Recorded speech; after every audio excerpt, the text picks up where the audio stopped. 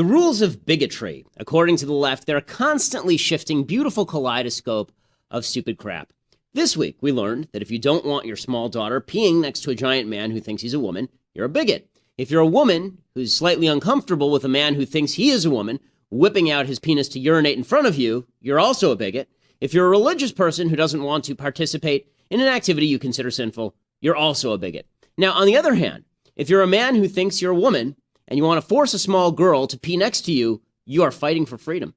If you're a large man who thinks he's a woman and you want to be one of the girls and hulk right down onto the Macy's ladies' room, you are a hero. And if you are a gay man and you want to force a religious person to serve you, you are also a hero. Now, if all of this seems slightly weird, that's because it is. First of all, it's logically incoherent. The left insists that a man who thinks he is a woman must be treated as one, even if his biology says he's a dude.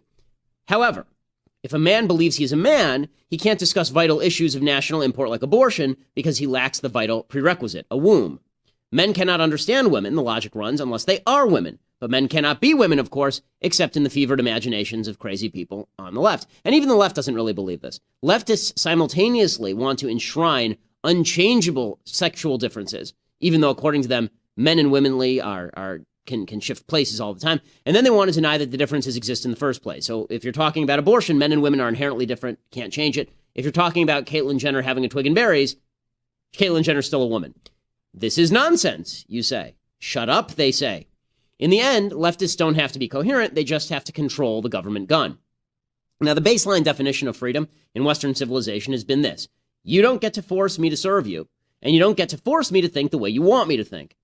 As follows, you cannot force me to think that you are a woman if you are a biological man. You can't force me to spend my taxpayer dollars to pretend along with your mental illness. You can't force me to run my business as you see fit because I don't have a duty to you.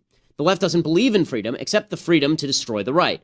So leftists believe Bruce Springsteen has an absolute right to pick the people for whom he performs in North Carolina, but bakers in North Carolina can't pick the people to whom they cater if they're same-sex couples. The left believes the government must compel higher pay rates for women, but government should compel men to be treated as women based on their subjective feelings on the subject.